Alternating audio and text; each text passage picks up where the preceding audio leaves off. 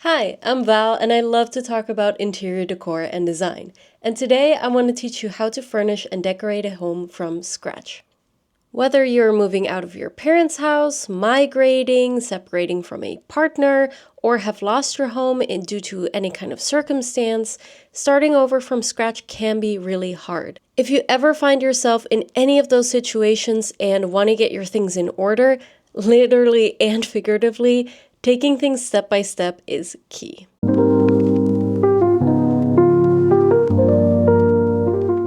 All right, let's start with a short little background story. Before I apparently started my life as a cater waiter, I was living in New York City during and after my studies, but I had to leave the US in 2020 due to visa issues, and I was forced to move back to the Netherlands where I had not lived since I was 10. All I had at the time were 2 suitcases with some clothes and accessories, some tech supplies, a few books, and a teddy bear. Nothing practical for a house. Initially, I moved in with my dad, but as soon as I got a job, I started looking around for any possible apartments that I could move into and started saving up for furniture. I'm telling you this because I know what it's like to move into a completely empty space with nearly nothing to your name and slowly but steadily turn that into a home.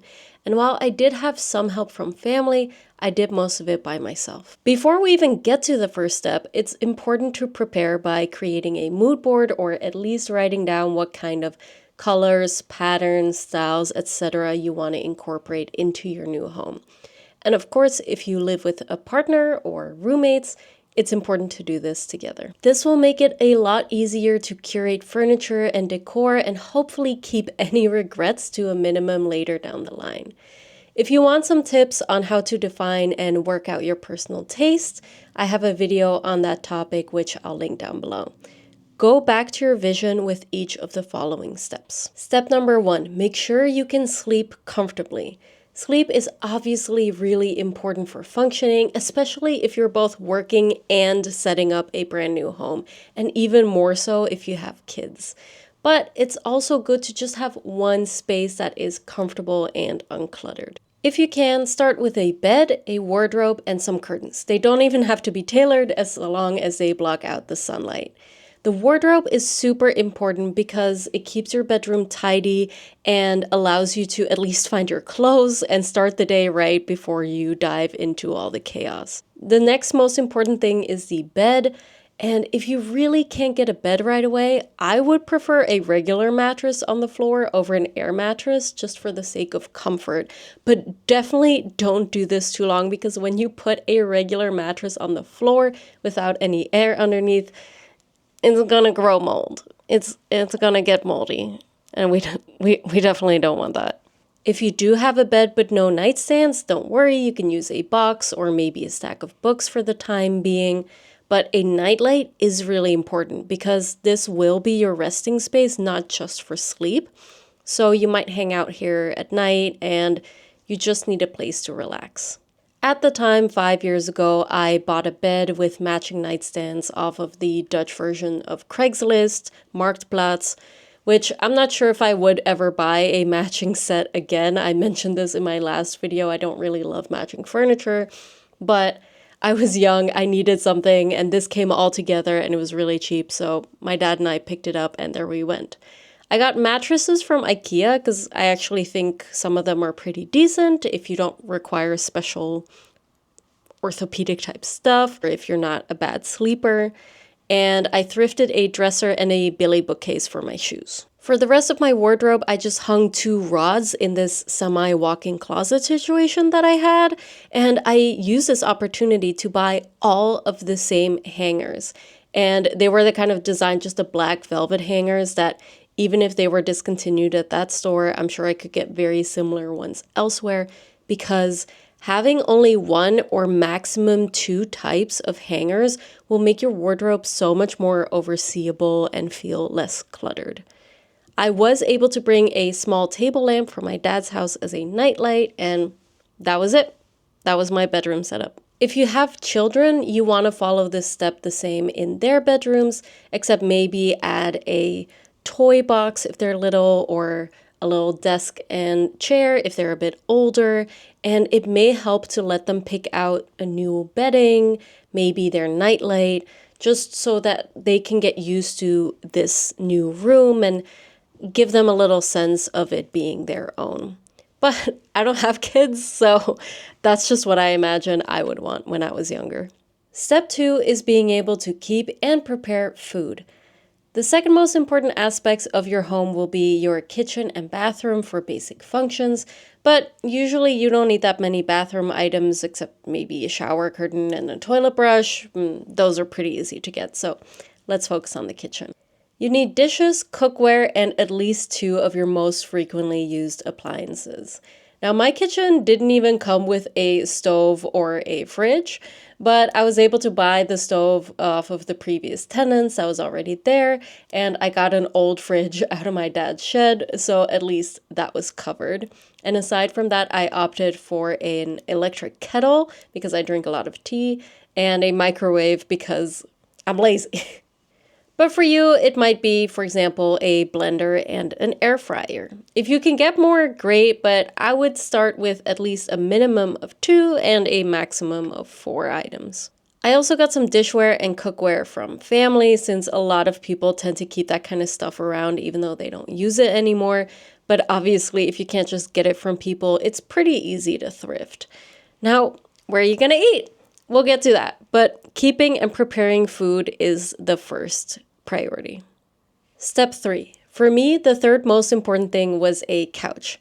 Since this was still in the pandemic lockdown and it was winter, I was spending so much time at home by myself, and if I spent all that time in my bed, I would have gotten a little depressed. So I really needed another comfortable place to sit. My couch was the only piece of furniture that I was going to buy new since I specifically wanted it to be a fold-out in case I ever had any sleepover guests, and I wanted this really specific burnt orange color. You might have guessed it, it's the one sitting behind me right now in my new office/guest room. However, when ordering a new couch, beware of delays. This kind of furniture usually isn't made until the order is placed, so it can take a while, and in my case, it got postponed like 3 times for a total of 2 months. So what I recommend doing, if you can, is picking up a free or very cheap couch off of your local marketplace just to have something to hold you over in the meantime.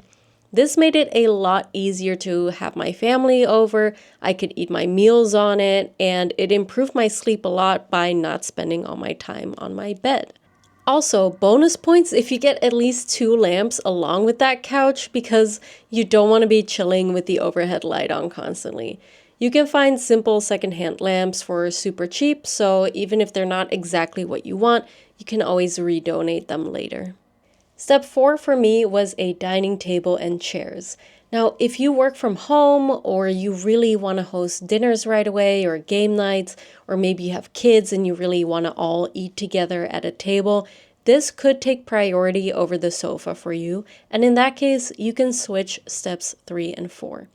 For me, my carpenter grandfather was making me a custom wooden table, so that was going to take a few weeks anyway, and it wasn't that big of a priority.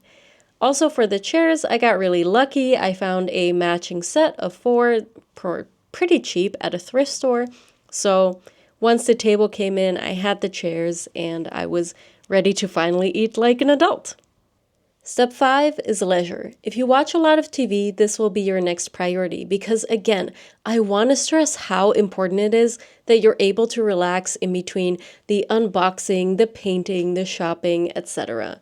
If you can't hang a TV or you just don't want to, a TV console would have to come with this. But in the worst case scenario, you can temporarily place it on top of some boxes or something. For me, this was not necessarily a priority because again, I was by myself, so I could just watch things on my laptop or iPad. But I happened to get an old TV and TV stand from my grandparents, so I was all set. If you prefer a specific hobby over watching TV, this is where that would come in, like a sewing table, an easel, some workout equipment, whatever it may be.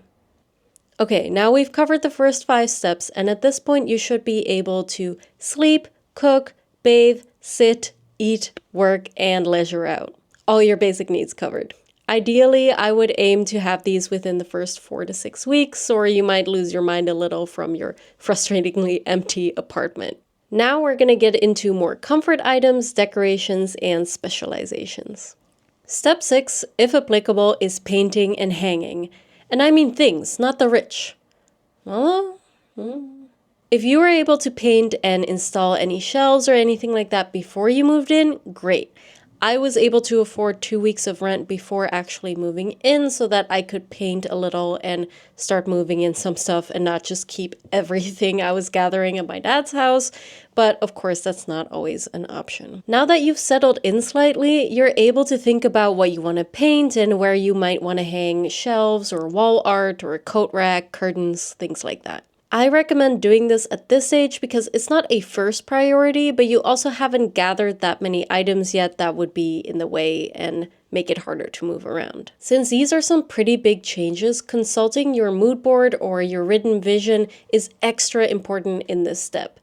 And if you're tech savvy, I would maybe recommend working out your plans in Photoshop, Canva, or some other design tool. Step 7 is storage. And while we now hopefully have at least a wardrobe and a media console, you probably need a little more storage than that. And with every bit you gain, you can unpack another box and get it the hell out of your house. I'm talking bookshelves, cabinets, baskets, storage or linen closets if they're not built in, desks with storage, you get it. Even if you don't have that many belongings now, it's important to have storage for what you do have and for what you expect to have in the future. I was lucky enough to have at least one built-in hallway closet that could fit my linens, my cat supplies, laundry supplies, and extra toiletries, things like that. But I also ended up getting rid of that little TV console and getting a credenza so it could hold my TV, my record player and my records, my office supplies, and some tech equipment. And I also got a little bookcase off of Marketplace again for the few books that I had at that time. Also, this is where I would recommend getting the nightstands if you haven't gotten any, and preferably ones with a drawer or door.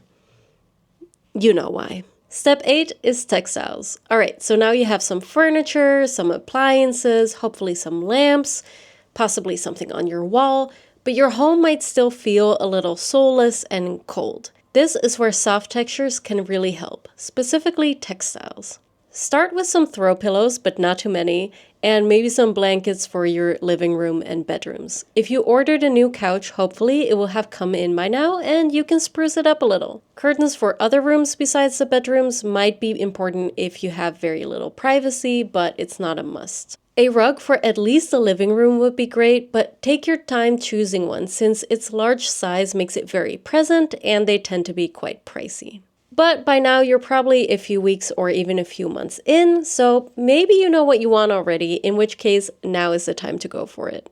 Number 9 is all other kinds of personalization.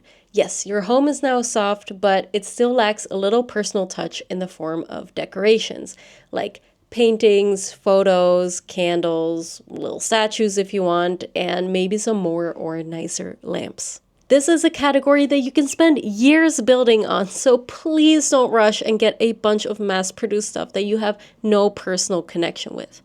But this is a time to go purposely thrifting, maybe have some photos printed, and you can ask if you can take something from your family home if possible. If you throw a house party, you might be gifted some of these things, but it's usually better to pick them out yourself. And please, please don't forget about plants. They literally bring life into your home, and they improve air quality, and they fit pretty much any decor style. Even if you suck at keeping them alive, there's a plant for that. It's called a succulent. But yeah, it's good to have at least 2 plants in all the shared spaces, and maybe at least 1 in every bedroom. Step 10 is either an outdoor space or a room with a specific function. Your home now has all that it requires to not only be functional, but also cozy, even if your design isn't fully finished or you still need some practical stuff. Now, depending on your situation, you can choose one of 2 options. Your outdoor space, like a yard or a balcony, or a special use extra room like an art studio or a home office, etc. Why not both? ¿Por qué no los dos? Because you're probably exhausted and you need a break for a little while. You can put some stuff off and actually get settled and maybe go back to somewhat of a normal schedule in life. Now, if the weather is warm and you love sitting outside or you have kids that really want to play in the yard, I would focus on getting some outdoor furniture. But if the weather doesn't allow it, or you'd rather just go to a park nearby, then you can focus on your final room instead. And of course, the same applies if that room is really important to you, like if you're sick of video calling from the dining table, or you really need a space to do crafts or work out. Or if you're like me and you move in the winter and you don't have any other rooms, this is the time you should adopt a cat and really invest in a superb scratch post, maybe a litter box cabinet. Just focus on that. Basically, step 10 is a joker card for whatever you need after completing all the other steps. But make sure to stick to one last project for a while or you're really going to run the risk of burning yourself out. Remember, a joker card is only meant to be used once at a time. Use it wisely. The rest will come when you've had a break for a few months, gotten to know your home and your tastes better, and maybe you feel more in sync with your space. It may not sound very encouraging, but when you start from scratch, it can take up to 6 months for your home to feel comfortable and even a year for it to really feel cozy. And still, if you're into home decor and design, you'll find yourself changing, swapping, adding, and removing things for years to come. It took me about a year to feel like my home was somewhat designed, but definitely another 2 to 3 years before I felt like it really portrayed me and my taste and what I wanted my home to look like.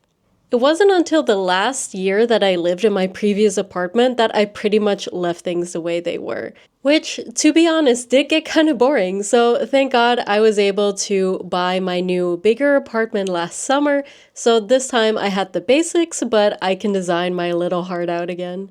I do hope I never again have to start completely over, not only because the circumstances weren't great, but also because living in a half-empty apartment wasn't great for my mental health. But if it ever does happen, I know that following these steps will get me through it. And I hope they do the same for you if you or your loved one is ever in a similar situation. Get your ducks or all your belongings in a row and you'll be alright. Dare I say, you might even have fun with it. Good luck! If you found this video interesting and or helpful, it would mean a lot to me as a new creator on YouTube if you left a like or even a comment. And if you're into interior design and decor, you can subscribe to my channel because I will be making a lot more videos like this one. Thank you so much for watching and hopefully see you very soon.